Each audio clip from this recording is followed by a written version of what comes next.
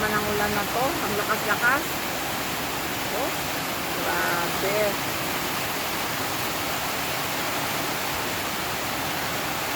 May kidlat pa. Kanina may kulog.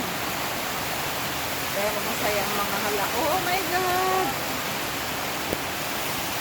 Yung mga halaman ko, masaya sila kasi nabibigyan na ulanan.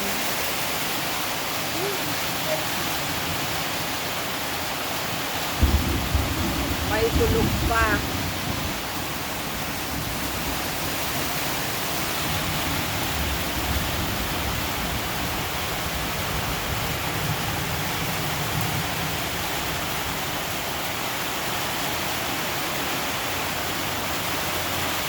Parang may bagyo.